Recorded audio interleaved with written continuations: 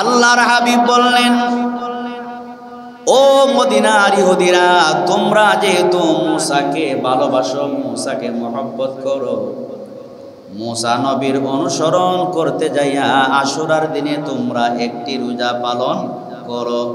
তোমরা ভালো করে শোনো, আমি হলাম নবী মুহাম্মদুর রাসূলুল্লাহ সাল্লাল্লাহু আলাইহি ওয়াসাল্লাম। তোমরা মূসা নবীকে যতই মহব্বত করো, ভালোবাসো, তোমাদের চাইতে হাজার কোটি গুণে বেশি আমি মূসা নবীকে ভালোবাসি, মহব্বত করি। সুবহানাল্লাহ। ও মদিনার ইহুদিরা, তোমরা মূসা নবীকে ভালোবাসা দেখাতে যায়া মুহররম মাসের 10 তারিখে একটা রোজা পালন করো। সুতরাং আমিও যদি মুহররম মাসের 10 তারিখে একটি রোজা পালন করি, তাহলে তোমাদের সাথে সামঞ্জস্য হয়ে যায়, তোমাদের সাথে একাকার হয়ে যায়, মিল হয়ে যায়। মুসলমান এবং ইহুদিদের সাথে কোনো সম্পর্ক হতে পারে? ইহুদি এবং মুসলমানদের সাথে কোনো মিল থাকতে পারে না। ইহুদি এবং মুসলমানদের আমলিয়াতের মধ্যে কোনো মিল থাকতে পারে না, কোনো সামঞ্জস্য থাকতে পারে না। তোমরা মূসা নবীর অনুসরণ করতে যায়া একটা রোজা মাত্র রাখো, তোমাদের সাথে মিল না রেখে আল্লাহ রাব্বুল আলামিন যদি আমাকে হায়াতে বাঁচিয়ে রাখেন, তাহলে আমি মুহাম্মদুর রাসূলুল্লাহ মুহররম মাস আসলে 2টা রোজা রাখবো। 9, 10 অথবা 10, 11 মিলিয়ে 2টা রোজা রাখবো। এর মাধ্যমে আমরা রাব্বুল আলামিনকে সন্তুষ্ট করব এবং মূসা নবীর অনুসরণ আমরা করব। সুবহানাল্লাহ।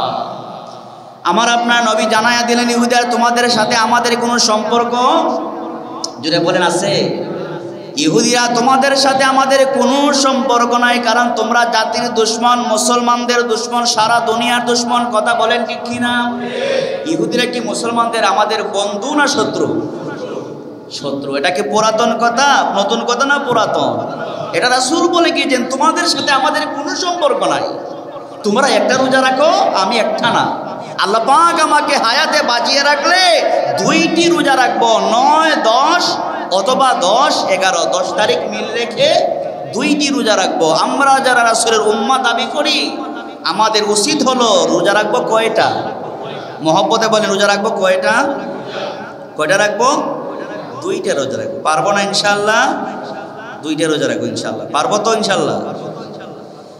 আল্লাহর নবী বলেন, হাদিসের মধ্যে রাসূল সাল্লাল্লাহু আলাইহি সাল্লাম বলেছেন, আফজালুস সিয়ামি বাদা শাহরি রমাদানা সিয়ামু শাহরিল্লাহিল মুহাররম। সুবহানাল্লাহ। রমজান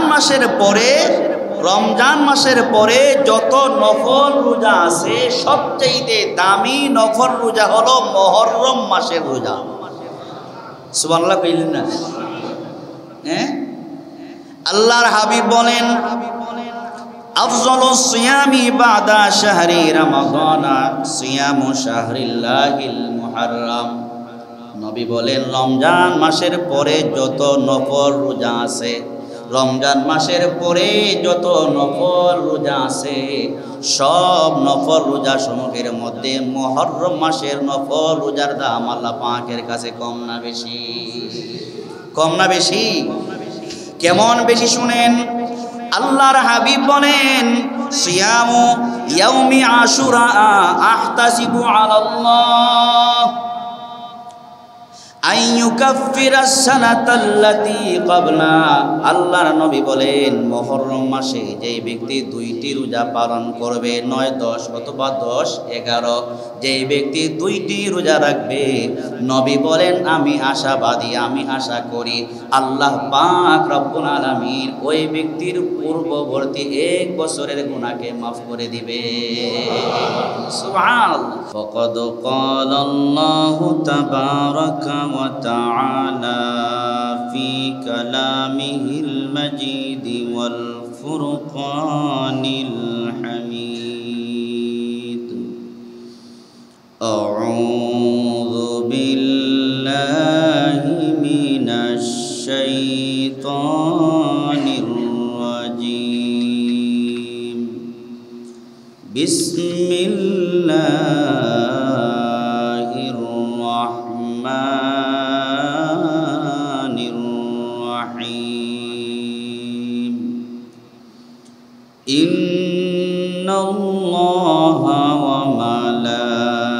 وملائكته يصلون على النبي يا أيها الذين آمنوا صلوا عليه وسلموا تسليما اللهم صل على محمد وعلى آل محمد كما صليت على إبراهيم وعلى آل إبراهيم إنك حميد مجيد محبت بولي اللهم صل على محمد وعلى آل محمد كما صليت على إبراهيم وعلى آل إبراهيم إنك حميد مجيد اللهم بارك على محمد وعلى آل محمد كما باركت على إبراهيم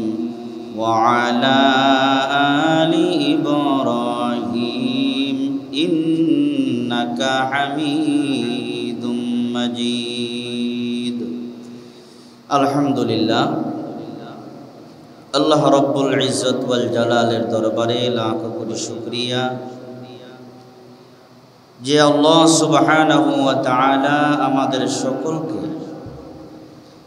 সাইয়্যিদুল আইয়াম শ্রেষ্ঠতম দিন পবিত্র জুমার দিনে আল্লাহ তাআলার কাছে সবচেয়ে দামি জায়গা মসজিদে আসার মতো তৌফিক আল্লাহ দিয়েছেন। বিশেষ করে আরবি 12টি মাসের মধ্যে উল্লেখযোগ্য একটা মাস, বিশেষ মর্যাদা সম্পন্ন একটি মাস মুহররম মাস। এই মুহররম মাসের প্রথম জুমাতেই আল্লাহ তাআলা আমাদেরকে তার ঘর মসজিদে আসার মতো তৌফিক আল্লাহ দান করেছেন। এটা আল্লাহ পাকের পক্ষ থেকে আমাদের জন্য বিশাল এক নিয়ামত। এই সময়ে হাজারো মানুষ অসুস্থতার কারণে হসপিটালে শুয়ে আছে।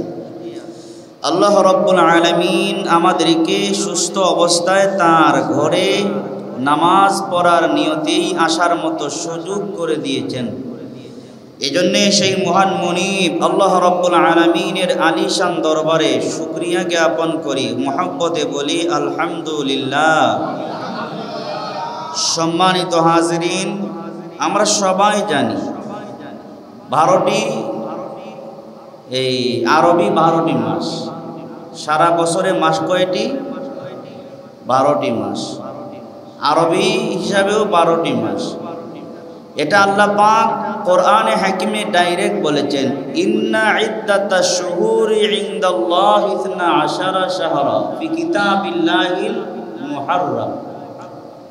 দুনিয়া যেদিন থেকে রব্বুল আলামিন শুরু করেছিলেন, দুনিয়ার শুরু থেকেই আমাদের সকলের মালিক আল্লাহ পাকের কাছে গণনা হিসাবে মাস হলো 12টি। সুবহানাল্লাহ। দুনিয়ার সূচনা লগ্ন থেকেই আল্লাহ পাকের কাছে গণনা হিসাবে মাস কয়টি? 12টি। তাহলে এটা কি নতুন না পুরাতন? পুরাতন। এটা মানুষের বানানো কিছু না। দুনিয়ার শুরু থেকেই রবের কাছে গণনা হিসাবে মাস হলো 12টি। এর মধ্যে 4টি মাসকে আল্লাহ রাব্বুল আলামিন বিশেষ মর্যাদা দিয়েছেন। এই 4 মাসের মধ্যে অন্যতম একটি মাস, যেটাকে আল্লাহর মাস বলা হয়, শাহরুল্লাহিল মুহররম, যেটাকে আল্লাহর মাস বলা হয়, সেই মাসটা হলো মুহররম মাস, চলতি মাস। আজকে মুহররম মাসের কয় তারিখ যায়? মাশাআল্লাহ, কয় তারিখ যায়? 1 তারিখ যায়। কত কপাল পোড়া মুসলমান আমাদের মধ্যে আছে। আরবি মাস কখন যায়, কয় তারিখ যায়, কোনো খবর নাই। আছে না নাই? আসেনি? আমরা দাবি করি আমরা বাঙালি, দাবি করি বাঙালি, কিন্তু বাংলা কয় তারিখ অন্ত দেখি খবর নাই। আমরা সবাই দাবি করি বাঙালি আমরা, ঠিক না? কিন্তু বাংলা তারিখটাই আমাদের জানা নাই। আছে? আজকে আষাঢ় মাসের কয় তারিখ? 13 তারিখ। কয় তারিখ? 13 তারিখ। এটা জানিয়ে গেছে। তো মুহররম মাসটি হলো রব্বুল আলামিনের কাছে একটা বিশেষ মর্যাদা সম্পন্ন একটি মাস। এটাকে বলা হয় শাহরুল্লাহিল মুহাররম, আল্লাহ পাকের মাস। সুবহানাল্লাহ। এই মাসের অনেক ফজিলত বর্ণনা করা হয়েছে। এই মাসের অনেকগুলা ঘটনা আছে। বিশেষ করে এই মাসের সবচাইতে যেটা বেশি আমাদের লক্ষণীয় সেটা হলো রাসূল আরবি সাল্লাল্লাহু আলাইহি ওয়াসাল্লাম বলেছেন, মুহররম মাসের আশুরা যেই তারিখে হবে এই তারিখে দুনিয়া কিয়ামত হবে। এখন সুবহানাল্লাহ কইবেন না আলহামদুলিল্লাহ কইবেন? মুহররম মাসের আশুরার তারিখে দুনিয়া কি হবে? কিয়ামত হবে। এই যে কিয়ামত হবে, এই কিয়ামত হওয়াটা কি সাধারণ বিষয়? কিয়ামত হওয়াটা কি সাধারণ বিষয়? দুনিয়া শেষ হয়ে যাবে, তামা হয়ে যাবে, রুই রুই হয়ে যাবে, হ্যাঁ, সব ধ্বংস হয়ে যাবে, কিছুই থাকবে না। কুল্লু মান আলাইহা ফান, দুনিয়ার কিছু থাকবে না, সব কিছু রুই রুই হয়ে যাবে। আমেরিকার বিশাল বড় বড় অট্টালিকা, ব্রিটেনের বড় বড় অট্টালিকা, সব কিছু রব্বুল আলামিনের পক্ষ থেকে ইসরাফিল আলাইহিস সালামকে দাঁড় করিয়ে রাখা হয়েছে ইসরাফিলের হাতে সিংহা দিয়ে। এটা সাধারণ কোনো সিংহা নয়, সাধারণ কোনো দুনিয়ার কোনো সিংহা নয়। এটা এমন এক সিংহা, এমন এক ফুৎকার হবে, ইযা যুলজিলাতিল আরদু জিলজালাহা। আল্লাহ বারবার বলেছেন, সূরা হজেও আল্লাহ বলেছেন, ইয়া আইয়ুহান নাস ইত্তাকু রাব্বাকুম ইন্না জালজালাতাস সাআতি শাইউন আযীম। যে কিয়ামতের প্রকম্পন এটা বিরাট এক ভয়ঙ্কর বিষয়। ওয়া তারান নাসা সুকারা, কিয়ামতের ভয়ঙ্কর প্রকম্পন দেখে মানুষ পাগলের মতো হয়ে যাবে। আল্লাহ বলেন, ওয়া হুম বিসুকারা, বাস্তবে কেউ পাগল হবে না। আল্লাহর আযাব আর গজব দেখে মানুষ পাগলের মতো দিশেহারা হয়ে পড়বে। ওয়া তাযাউ কুল্লু যাতি হামলিন হামলাহা, যেই মায়েদের পেটে বাচ্চা আছে কিয়ামতের ভয়ানক অবস্থা থেকে অটোমেটিকলি বাচ্চা বের হতে থাকবে, মা টেরও পাবে না। যেই মায়ের কাছে দুধের শিশু বাচ্চা আছে, দুধ পান করায়, আল্লাহ বলেন ওই মা তার কোলের শিশুর বাচ্চাটার কথা পর্যন্ত ভুলে যাবে। এটা হলো সেই দিন। তো রাসূল বলেন, মুহররম মাসের আশুরার দিনে দুনিয়া কি হবে? কিয়ামত হবে। সুতরাং মুহররম মাস শুরু হয়ে গেছে। এই মুহররম মাসের 10 তারিখে রব্বুল আলামিনের কাছে যদি এটা সিদ্ধান্ত হয়ে থাকে, কিয়ামত হয়ে যাইতে পারে, ঠিক না? এজন্য এই মাস যখন আসবে বেশি বেশি দরুদ ইস্তেগফার করা, আল্লাহ পাকের কাছে বেশি বেশি কান্নাকাটি করা, আল্লাহ পাকের কাছে বেশি বেশি ইস্তেগফার করা। রব, আমার জীবনে অনেক গুনাহ করেছি, রব্বানা যালামনা আনফুসানা ওয়া ইল্লাম তাগফির লানা ওয়া তারহামনা লানাকুনান্না মিনাল খাসিরিন। এই দোয়াটা পরে কয়জন মুসলমান আছে? হ্যাঁ, কোটি কোটি টাকা দামের ব্যবসার হিসাব জানে, দুনিয়ার সব জানে, কিন্তু তার গুনাহ মাফের জন্য আল্লাহ যে একটা দোয়া শিখাইলেন, সেই দোয়াটা পর্যন্ত বাঙালি মুখস্থ করতে পারে না। এমন আছি না নাই? আছি না নাই? আমাদের সকলের বাবা হযরতে আদম আলাইহিস সালাম যেই দোয়ার মাধ্যমে রবের কাছ থেকে মাফি এনেছিলেন, যেই দোয়ার বরকতে রব্বুল আলামিন তার পয়গম্বর আমাদের আদি পিতা হযরতে আদম আলাইহিস সালাম এবং হাওয়াকে সম্মানিত করেছেন, তাদের মর্যাদাকে আল্লাহ তাআলা বৃদ্ধি করে দিয়েছেন। এই দোয়াটা আমাদের বাবা শিখাইছেন।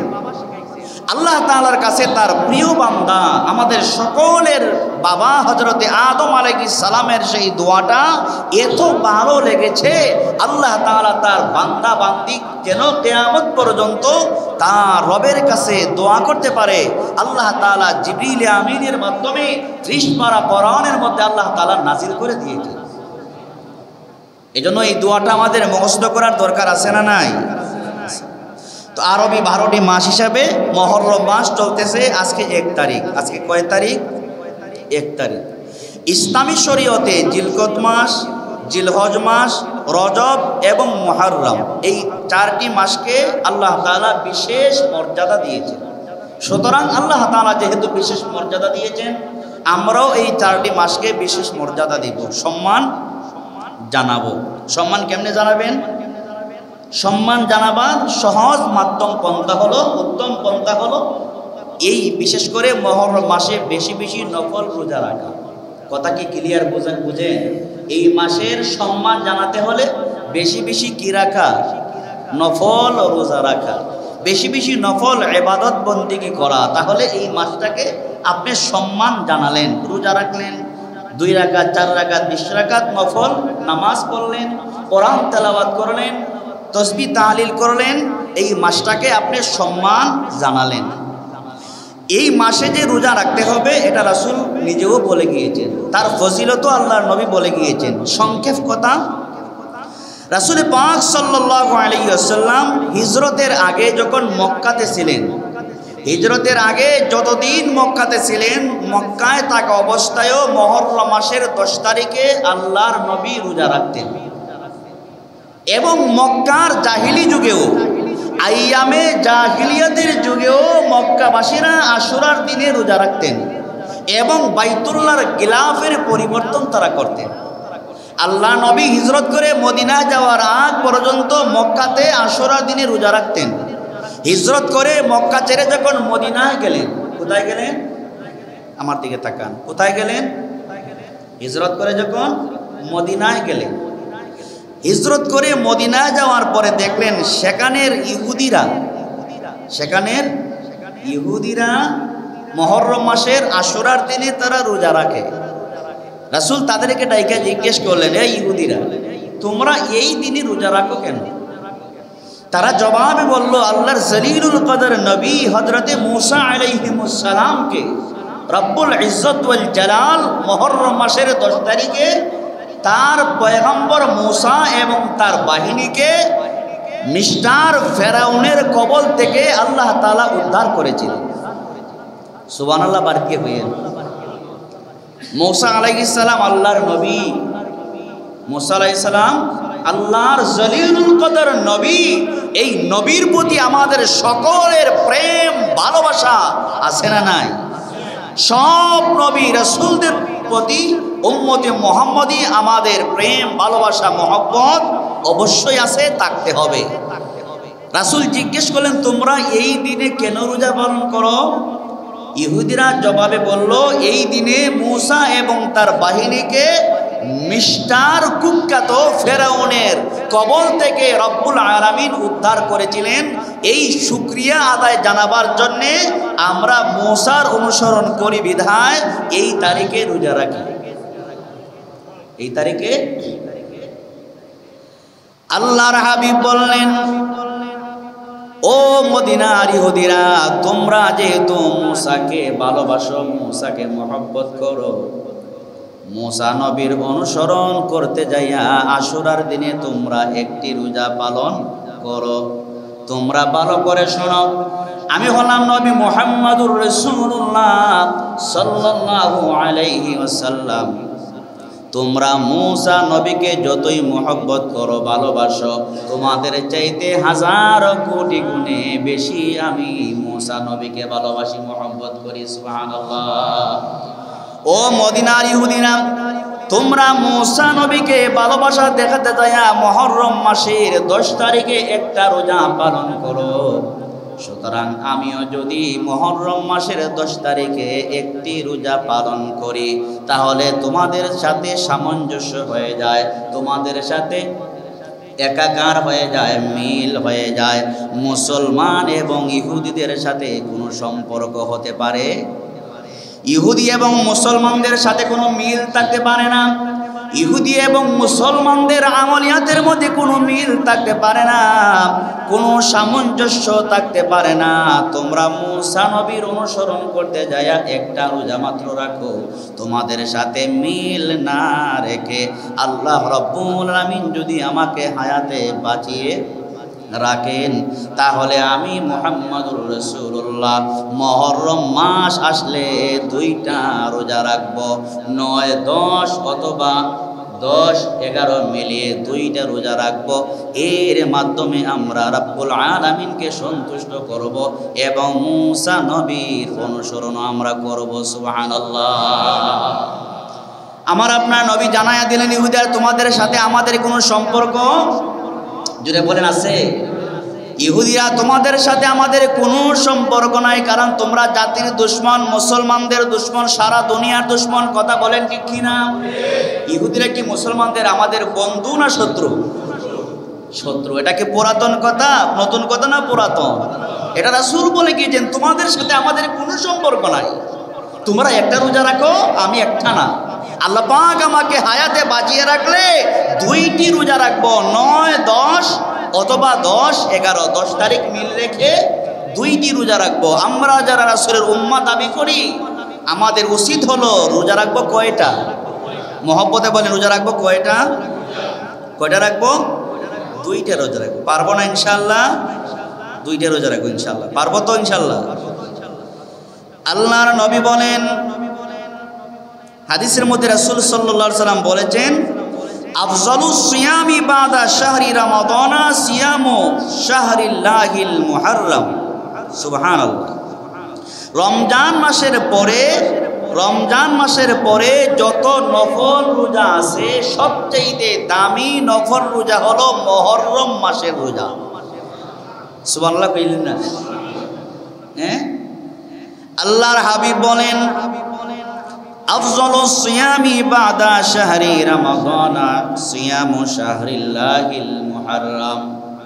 নবী বলেন, রমজান মাসের পরে যত নফল রোজা আছে, রমজান মাসের পরে যত নফল রোজা আছে, সব নফল রোজা সমূহের মধ্যে মুহররম মাসের নফল রোজার দাম আল্লাহ পাকের কাছে কম না বেশি? কম না বেশি? কেমন বেশি শুনেন।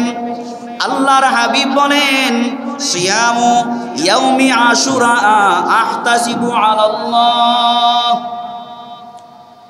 আইয়ুকাফিরাস সানাতাল্লাতী ক্বাবলা। আল্লাহর নবী বলেন, মুহররম মাসে যেই ব্যক্তি 2টি রোজা পালন করবে, 9, 10 অথবা 10, 11, যেই ব্যক্তি 2টি রোজা রাখবে, নবী বলেন আমি আশাবাদী, আমি আশা করি আল্লাহ পাক রব্বুল আলামিন ওই ব্যক্তির পূর্ববর্তী 1 বছরের গুনাহকে মাফ করে দিবে। সুবহানাল্লাহ। এর চাইতে আর ফজিলত কি হতে পারে? যেই ব্যক্তি মুহররম মাসে 2টি রোজা পালন করবে, সাইয়্যিদুল আম্বিয়া, ইমামুল আম্বিয়া, সাইয়্যিদুল কাউনাইন, শফিউল মুজনবিন, রাহমাতুল লিল আলামিন, সরকারে দু আলম নবী মুহাম্মদ আরবি মুহাম্মদ মুস্তাফা সাল্লাল্লাহু আলাইহি ওয়াসাল্লামের পবিত্র জবান থেকে নবীজি বলে গিয়েছেন, যেই ব্যক্তি আশুরার এই 2টি রোজা মিল করে রাখবে, আমি আশা করি রব তার পূর্ববর্তী পুরা 1 বছরের জন্য কাফারা বানায়া দিবেন, মানে গুনাহ মাফ করে দিবেন। সবাই আমরা নিয়ত করি এই মুহররম মাসের 9, 10 অথবা 10, 11 2টি রোজা রাখবো। পারবো না ইনশাআল্লাহ? এই মেসেজটা বাসা বাড়িতে মা বোনদেরকে দিয়ে দিবেন। পারবো তো ইনশাআল্লাহ? 2টি রোজা পালন করবো ইনশাআল্লাহ। আমরা মুসা নবীর প্রতি ভালোবাসাও দেখাবো, রাসূলের হাদিসের প্রতিও আমল হয়ে যাবে। আর যেহেতু এই তারিখে দুনিয়া কিয়ামত হয়ে যাবে, যদি কিয়ামত হয়েই যায়, রোজা অবস্থায় রবের সামনে আমরা দাঁড়াতে পারবো। সুবহানাল্লাহ। পারবো ইনশাআল্লাহ? তাহলে এই মাসে কি বললাম? বেশি বেশি নেক আমল করা। বেশি বেশি কি করা? নেক আমল করা। আরেকটা গুরুত্বপূর্ণ হাদিস শোনাই, মনোযোগ দিয়ে শুনেন, আমলের নিয়তে শুনবেন। পারবেন ইনশাআল্লাহ? আল্লাহর হাবিব বলেন, যেই ব্যক্তি আশুরার দিনে অর্থাৎ মুহররম মাসের 10 তারিখে যেদিন আশুরার দিন হবে, ওই দিন আল্লাহর নবী বলেন যেই ব্যক্তি তার পরিবার পরিজনদের জন্য রিজিকের প্রশস্ততা বৃদ্ধি করে দিবে, প্রশস্ততা করে দিবে, প্রশস্ত করে দিবে। অর্থাৎ আরো সহজে বোঝায় দিই, নবী বলেন আশুরার দিনে যেই ব্যক্তি তার পরিবার পরিজনের জন্য ভালো ভালো খাবারের ইন্তজাম করবে, ভালো ভালো খাবারের আয়োজন করবে, রব্বুল আলামিন সারা বছর আপনাকে ভালো ভালো খাবারের ব্যবস্থা করে দিতে পারে। পরিবারের জন্য যদি আপনি রিজিক ওই দিন আশুরার দিনে রিজিকের কি করেন, মাত্রাটা বাড়াইয়া দেন, খাবারের আইটেমটা একটু সুন্দর করে আয়োজন করেন, এটা আমি মোল্লা মিয়ার কথা না, রাসূল আরবির কথা। আল্লাহর নবী বলেন যেই ব্যক্তি আশুরার দিনে তার পরিবার পরিজনের রিজিককে প্রশস্ত করে দিবে, রব্বুল আলামিন সারা বছর তার রিজিককে প্রশস্ত করে দিবে। আশুরার আজকে মুহররম মাসের আজকে 1 তারিখ, আরো 9 দিন বাকি আছে, 8 দিন বাকি আছে। এখন থেকে 100 করে টাকা জমান, 100 করে টাকা জমায়া আশুরার দিনে আপনি গরুর গোশত অথবা খাসির গোশত বাসায় নিয়ে যাবেন, সুন্দর করে বিরিয়ানি আর পোলাও করে ফ্যামিলির সকলকে নিয়ে আয়োজন করবেন এবং খাবেন। সারা বছর নবীজির হাদিসের উপর আপনার আমল হয়ে যাবে, এর বরকতে রব্বুল আলামিন টোটাল বছর আপনার রিজিককে আল্লাহ প্রশস্ত করে দিবে। পারবো ইনশাআল্লাহ। যাই হোক, মুহররম মাস আমাদের মধ্যে চলতেছে, 1 তারিখ আজকে। মুহররম মাসকে স্বাগত জানাতে আমরা কি করব না, হই হুল্লোড় করব না, মিছিল মিটিং করব না। মিছিল মিটিং হাচ্ছেন হচ্ছেন এগুলা করে না, বিভিন্ন এলাকায় করে। হাচ্ছেন হচ্ছেন যে করেন, হাচ্ছেন হচ্ছেন কার নাম জানেন? জান্নাতের সমস্ত যুবকদের সরদার হযরতে হাসান আর হযরতে হুসাইন। এত সুন্দর নাম, জান্নাতি যুবকদের সরদার, নাম রাখা হয়েছে হযরতে হাসান আর নাম রাখা হয়েছে হযরতে হুসাইন। এত সুন্দর দুইটা নাম, এই দুইটা নাম কি বিগ্রহ কি বলে, হাচ্ছেন আর হচ্ছেন। এগুলা কি নাম হইল? এগুলা কি মুসলমানদের কাজ? মুসলমানদের কাজ না। আবেগ ইসলাম পছন্দ করে না।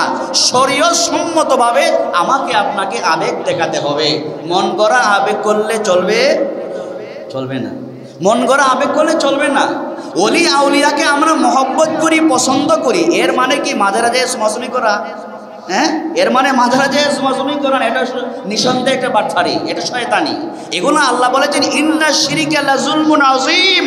একজন গরিব মানুষ মোমবাতি জ্বালাতে পারে না, একজন গরিব মানুষ কাপড় চোপড় লাগাতে পারে না, আর তুমি মিয়া এখানে হাজার হাজার টাকা খরচ করো। একজন ভিক্ষুকে দিয়া দাও, কলিজা ভরে তোমার জন্য দোয়া করবে। কথা কোন ঠিক কিনা? তাহলে হাসান আর হুসাইনকে আমরা কলিজা দিয়ে মহব্বত করি। যখন হাসান আর হুসাইনের নাম আমরা বলবো, সাথে সাথে রাদিয়াল্লাহু আনহুমা শব্দ বলবো, কারণ জান্নাতি যুবকদের সরদার হলেন তারা। এই মসজিদে যত যুবক আসবে, প্রতিটা যুবক ভাইয়ের জন্য দিল খুলে মন খুলে আমরা দোয়া করি, রব্বুল আলামিন প্রত্যেকটা যুবককে জান্নাতি যুবকদের সরদার হযরতে হাসান আর হুসাইনের সাথী বানিয়ে যেন আল্লাহ তাআলা জান্নাতি বানায়া দেন, বলেন আমিন। তো মুহররম মাসকে আমরা এইভাবে স্বাগত জানাবো। আগামী জুমা আছে ইনশাল্লাহ, আগামী জুমায়ও আরো এই বিষয়েই আলোচনা হবে। গত জুমায় আমরা একটা বিষয়ে আলোচনা করে আসছিলাম, এক জায়গায় আটকা পড়ে গেছিলাম। বিষয়টা ছিল নামাজ নিয়ে আমরা আলোচনা করেছিলাম। নামাজ আমাদেরকে কি শিক্ষা দেয়? কথা কি আপনাদের স্মরণ আছে? জুড়ে বলেন, কথা কি আপনাদের স্মরণ আছে? নামাজ আমরা পড়ি, কিন্তু এই নামাজকে আমরা বাহিরে নিতে পারি না। নামাজকে আমরা নামাজে যা শিখি, এই শিক্ষাকে মসজিদের বাহিরে নিতে পারি না, মসজিদে রেখে যাই। কথা ঠিক না? মসজিদে রেখে যায়, এই জন্য আমাদের উন্নতি হয় না, আমাদের চরিত্রের কি হয় না, উন্নতি হয় না, সমাজের উন্নতি হয় না, রাষ্ট্রেরও উন্নতি হয় না। নামাজ থেকে আমরা কি শিখতে পাই? 1 নাম্বার হলো নামাজ আমাদেরকে ঐক্য শিখায়। নামাজ আমাদেরকে কি শিখায়? একটু আসতে না, জোরে কোন, নামাজ আমাদেরকে কি শিখায়? নামাজে যেইভাবে আমরা মিলেমিশে সব দলের মানুষ ঐক্যবদ্ধ হয়ে সারিবদ্ধভাবে নামাজে দাঁড়াই, নামাজের বাহিরে গেলেও সেই ঐক্য আমাদের ধরে রাখার দরকার আছে না নাই? জোরে বলেন, মহব্বতে বলেন, ধরে রাখার দরকার আছে না নাই? 2 নাম্বার বলছিলাম কি, নামাজ আমাদেরকে ভেদাভেদ বলতে শেখায়। নামাজে ধনী গরিব একই কাতারে দাঁড়াতে পারে কি পারে না? জুড়ে বলেন, পারে কি পারে না? ধনী মানুষের কাছে গরিব মানুষও দাঁড়াতে পারে, ভ্যানগাড়ি চালকও বাদশার সামনে দাঁড়াতে পারে। নামাজে যেইভাবে আমাদের মধ্যে কোনো বিভেদ থাকে না, ধনী গরিবের মধ্যে কোনো বেশকম থাকে না, নামাজের বাহিরে গেলেও এই বিভেদ ছাড়া বিভেদহীন একটা সমাজ আমাদের গড়ে তোলার দরকার আছে না নাই? 3 নম্বরে নামাজ আমাদেরকে টাইম মেনটেন শেখায়। কি শেখায়? টাইম মেনটেন করতে শেখায়, সময়ের কাজ সময়ে করতে শেখায়। এই জন্য আল্লাহ তাআলা 5 ওয়াক্ত নামাজের একটা সময় নির্ধারণ করেছেন। ইন্নাস সালাতা কানাত আলাল মুমিনিনা কিতাবাম মাওকুতা। প্রত্যেকটা ওয়াক্তের নামাজকে আল্লাহ তাআলা আলাদা আলাদা সময় নির্ধারণ করেছেন। ফজরের সময়ে ফজরের নামাজই পড়তে হবে, জোহরের সময়ে জোহরের নামাজই পড়তে হবে, আসর মাগরিব এশা এই আলাদা আলাদা প্রতি ওয়াক্তের নামাজকে তার সময় মতোই আদায় করতে হবে। এটা কোনো মোল্লা মৌলবীর আদেশ না, আদেশটা কার? যেহেতু নামাজ আমাদেরকে টাইম মেনটেন করতে শেখায়, সুতরাং নামাজের বাহিরে যায়ও আমরা সময়ের গুরুত্ব দিব কি দিব না? মহব্বতে বলেন, সময়ের গুরুত্ব আমরা দিব কি দিব না? একজনকে ওয়াদা দিলেন 10টায় যাবেন, 10টায় যাওয়ার চেষ্টা করবেন। একজনকে কথা দিলেন 11টায় যাবেন, 11টার ভিতরেই তার সাথে সাক্ষাৎ করার চেষ্টা করবেন, ওয়াদার যাতে করে বরখেলাফ না হয়। মিটিংয়ের সময় দিলেন 10টায়, 10টায় শুরু করবেন, 12টায় দিলে 12টায় শুরু করবেন। এগুলা আমরা নামাজ থেকে শিখতে পাই। 4 নম্বরে নামাজ থেকে আমরা কি শিখতে পাই? নামাজ আমাদেরকে শৃঙ্খলা শেখায়। জুড়ে বলেন, কি শেখায়? কষ্ট হয় আপনাদের? অসুবিধা লাগতেছে? নামাজ আমাদেরকে শৃঙ্খলা শেখায়। আচ্ছা, আমরা যে নামাজ পড়ি, এলোমেলোভাবে নামাজ পড়ি না সোজা কাতার বন্দি হয়ে নামাজ পড়ি? সোজা কাতার বন্দি হয়ে নামাজ পড়ি। এটা নির্দেশ রাসূলের। নামাজের কাতার সোজা করা, নামাজের কাতার সোজা করা এটা নামাজেরই অন্তর্ভুক্ত। আপনার নামাজের কাতার যদি সোজা না হয়, মাঝখানে ফাঁকা থাকলে শয়তান ঢুকতে পারে কি পারে না? তার ভিতরে কুমন্ত্রণা দিতে পারে, আপনার মনকে নামাজ থেকে অন্যদিকে ডাইভার্ট করে নিয়ে যেতে পারে। এই জন্য নামাজ আমাদেরকে শৃঙ্খলা শেখায়। নামাজে রাসূল বলেছেন, যারা মক্কা মদিনা হজে গেছেন, উমরাতে গেছেন, দেখছেন না খানায় কাবার ইমাম নামাজ আরম্ভ হওয়ার আগেই উনি কি বলে? সাউ সুফুফাকুম বলে কি বলে না? আমরা বাংলাতে বলি কাতার সোজা করুন, বলি না? কাতার সোজা করুন। তাহলে নামাজ থেকে আমরা শৃঙ্খলা শিখলাম। বাহিরে যায়া যখন নামাজ পড়ে যখন বাহিরে যাব, বাহিরে গেলে পরে যখন ওই জায়গায় গেলে পরে কি শৃঙ্খলা বজায় রাখার দরকার আছে না নাই? জুড়ে বলেন, শৃঙ্খলা বজায় রাখার দরকার আছে না নাই? শৃঙ্খলা ঠিক করে যাবেন। ডাক্তারে গেলেন, সিরিয়াল নাম্বার 5, সিরিয়াল নাম্বার কত? Serial number 5। তো আপনি তো দামি মানুষ, তো এত সময় বসার সুযোগ নাই। এই সিরিয়াল যেতে তারা কি বলে? সিরিয়াল যেতে সিরিয়ালম্যান ডাক্তারে, হ্যাঁ? আচ্ছা, এটা কঠিন ইংলিশ কই না তো। সিরিয়াল যেতে ডাক্তারের, তো উনি দেখলেন যে 5 নম্বরে অনেক সময় লাগবে। আমিয়া চা খাইলিও 100 টাকা দিয়ে বলে আপনি চা খাইয়েন। তারা চা খাইবা লাগিয়ে দিয়েছেন না কুশের লাগিয়ে দিয়েছেন? হ্যাঁ, চা খাওয়ানোর জন্য দেন না, এমনিতে তাকে আপনি চা খাওয়ানোর জন্য 100 টাকা দিবেন, আব্বা ডাকলেনি দিবেন, আব্বা ডাকলেও দিবেন না। তো চা খাওয়ার জন্য দেওয়া মানে কি? আপনার সিরিয়ালটা একটু আগে দেওয়া। তো আপনি যে আগে নিলেন ঠিক আছে, আপনার তো বেঁচে গেলেন। আপনার আগে যে আরো 5 জন ছিল, এই তাদের হক আপনি নষ্ট করেছেন। সুতরাং নামাজ পড়েও আমি শৃঙ্খলা শিখতে পারি নাই। নামাজ থেকে আমাদের শৃঙ্খলা শিখে বাস্তবে অন্য জায়গায় এগুলাকে আমরা আমল করার দরকার আছে না নাই? 5 নম্বরে আরেকটা গুরুত্বপূর্ণ পয়েন্ট আসছে, খুব ভালো করে খেয়াল করে শুনেন। 5 নম্বরে হলো নামাজ আমাদেরকে পর্দার শিক্ষা দেয়। নামাজ আমাদেরকে কি শিক্ষা দেয়? পর্দা। বলুন তো দেখি, আপনারা তো সবাই মোটামুটি মুফতি। নামাজে সতর ডেকে রাখা কি ফরজ? নামাজে পুরুষ হোক মহিলা হোক, সতর ডেকে নামাজ পড়া কি ফরজ? কেউ যদি সতর ডেকে না ডাকিয়ে যদি নামাজ পড়ে, বলুন তো দেখি তার নামাজ কি হবে? নামাজ হবে না। দুঃখজনক হলো সত্য, নামাজে সতর ডেকে রাখা যদিও ফরজ, ইদানিংকালে কিছু ফ্যাশন বেরোইছে। আমি আপনাদের কাউকে বলতেছি না, কিছু যুবক ভাই এমন আছে, এমন প্যান্ট পরিধান করে নামাজে সেজদায় গেলে পরে পিছনের দিক উদাম হয়ে যায়। পিছনের দিক কি হয়ে যায়? তো আপনি যে সেজদায় গেলেন, সেজদায় গেলে পরে আপনার পেন ওই জায়গা থেকে সরে যায়। সরে যাওয়ার পরে আপনার পিছনে যে কাতারে আরেক ভাই আছে, আরো যে শত শত মানুষ আছে, ওনারা যখন আপনার দিকে তাকাবে কি অবস্থা হবে? হবে কি হবে না? মাঝে মধ্যে আমরা দেখি ফ্যান এই অবস্থায় পইরা তো রুকুতে সেজদায় গেলে পরে প্যান তো সরে যায়, এই জন্য বাম হাত দিয়ে প্যান্টে ধরে টান দেয় আর সেজদাও করে যাতে না সরে যায়। এমন যেন না হয়। নামাজ আমাদেরকে পর্দা শেখায়, এই জন্য সতর ঢেকে রাখা ফরজ। এমন কাজ করব না যাতে করে রুকুতে সেজদায় গেলে আমার ওই দিক উদাম হয়ে যায়। এটা থেকে আমরা বিরত থাকার চেষ্টা করব ইনশাআল্লাহ। হাফ প্যান্ট পরে, হ্যাঁ অনেক যুবকরা হাফ প্যান্ট পরে, এগুলো থেকে আমরা বিরত থাকব। ফরজ ঢেকে রাখা। তো নামাজে যেমন পর্দা করা ফরজ, নামাজের বাহিরে বেগানা মহিলাদের দেখলে দেখা কি সওয়াবের কাজ না গুনাহের কাজ? আরে আস্তে না জুড়ে কোন। নামাজের ভিতরে যেমন পর্দা করা ফরজ, নামাজ থেকে আপনাকে পর্দা শিখতে হবে। নামাজের বাহিরে যাইয়া একজন মহিলা দেখলে পরে তার দিকে বারবার তাকাইলে আমল নামায় সব হয় না গুনাহ হয়? জুড়ে বলেন, আমল নামায় সব হয় না গুনাহ হয়? গুনাহ হয়। মোবাইলে বেগানা নারীদের ছবি দেখলে গুনাহ হয় না সব হয়? রাতের অন্ধকারে রুমে কেউ নাই, আপনি ছবি দেখতে লাগলেন, গুনাহ হবে না সব হবে? নিঃসন্দেহে গুনাহ হবে। আল্লাহ মাফ করুন। এই সমস্ত পাপ থেকে নামাজ আমাদেরকে শিক্ষা দেয়। নামাজে ফরজ একটা বিধান হলো সতর ডেকে রাখা। সুতরাং নামাজের বাহিরে গেলেও আমি আমার চক্ষুকে পর নারী থেকে হেফাজত করব ইনশাআল্লাহ। নামাজ 6 নম্বরে, নামাজ আমাদেরকে ধৈর্যের শিক্ষা দেয়। এখন একটা গুরুত্বপূর্ণ পয়েন্ট আসছে, এই 6, 7, 8 মিনিটে বলে শেষ করব। নামাজ আমাদেরকে কি শিক্ষা দেয়? সবাই বলেন, ধৈর্যের শিক্ষা দেয়। নামাজ আমাদেরকে কি শিক্ষা দেয়? ধৈর্যের শিক্ষা দেয়। কিভাবে ধৈর্যের শিক্ষা দেয়? শান্ত মনে শুনুন। নামাজ আমাদেরকে ধৈর্য শেখায়।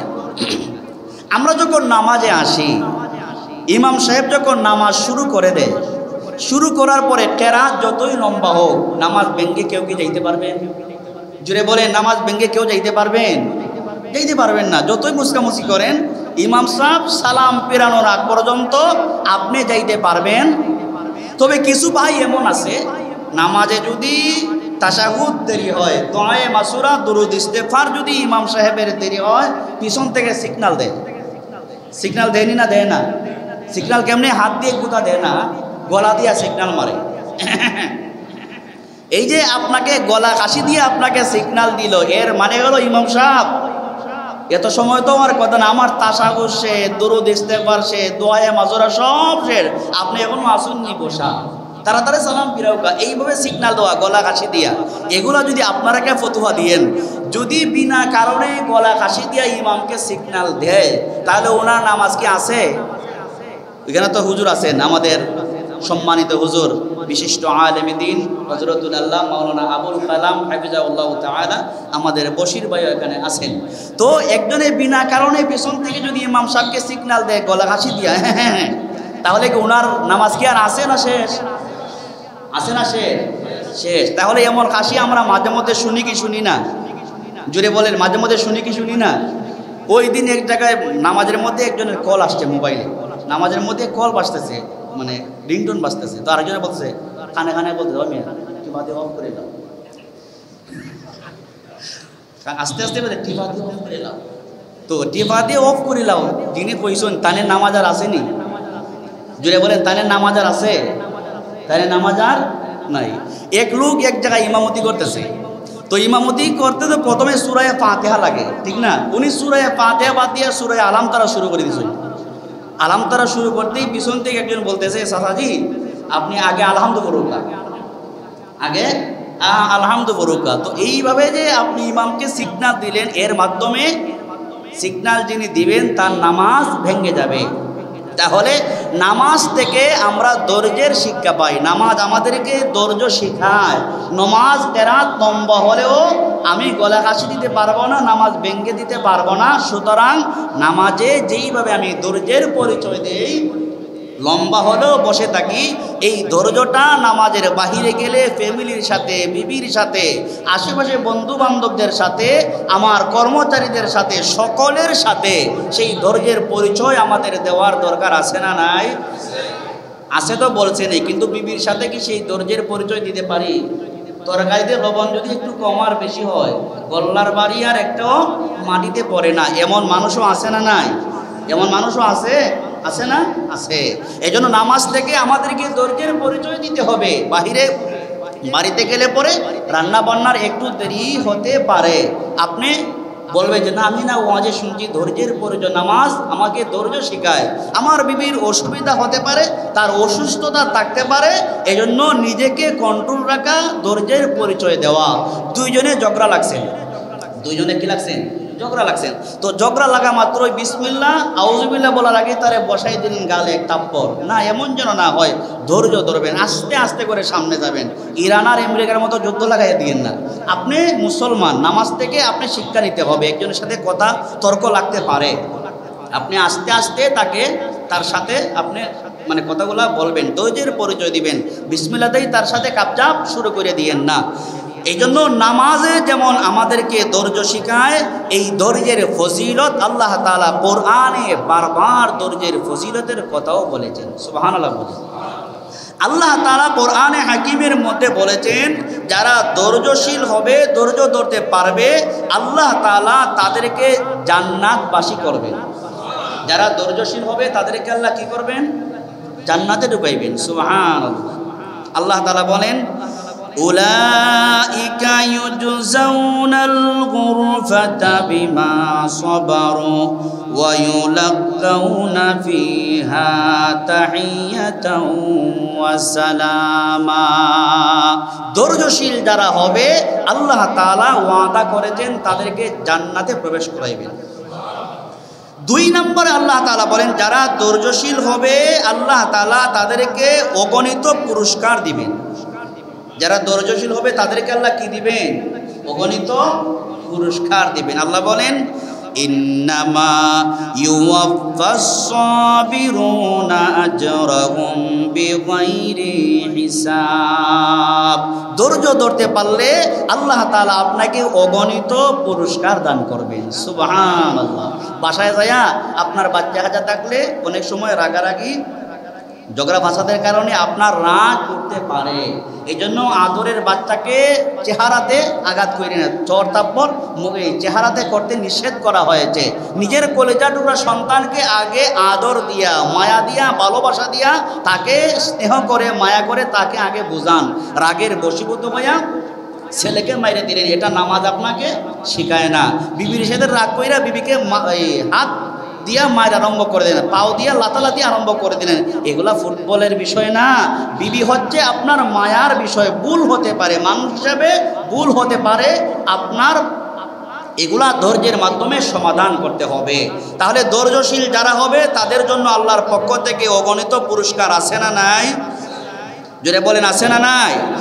আরো বড় ধরনের পুরস্কার আছে। আল্লাহ বলেছেন যারা ধৈর্য ধরবে, আল্লাহ রাব্বুল আলামিন বলেন যারা ধৈর্য ধরতে পারবে ধৈর্যশীলদেরকে সুসংবাদ দিয়া দাও। কি দাও? আল্লাহ তাআলা বলেন, ওয়ালা নাবলুওয়ান্নাকুম বিশাইইম মিনাল খাউফি ওয়াল জু'i ওয়া নাকসিম মিনাল আমওয়ালি ওয়াল আনফুসি ওয়াত তামারাত ওয়া বাশশিরিস সাবিরিন। আল্লাহ তাআলা বলে, বান্দা শোনো শোনো, আমি তোমাদেরকে ভয় দিয়া পরীক্ষা করব, ক্ষুধা দিয়া পরীক্ষা করব, তোমার সন্তানকে মাইরা পরীক্ষা করব, তোমার সম্পদ নষ্ট কইরা আমি আল্লাহ পরীক্ষা করব, ফল ফলাদি নষ্ট করার মাধ্যমে আমি আল্লাহ পরীক্ষা করব।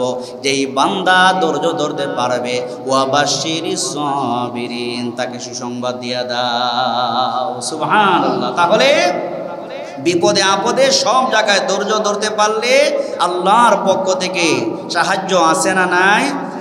আছে না নাই? এই জন্য নামাজে আমরা সর্বপ্রথম নামাজে ধৈর্য ধরবো। আল্লাহ বলেছেন কাদ আফলাহাল মুমিনুন আল্লাযীনা হুম ফি সলাতিহিম খাশিউন। খুশু খুজুর সাথে নামাজ আদায় করতে হলে অবশ্যই আমাকে আপনাকে ধৈর্যশীল হতে হবে।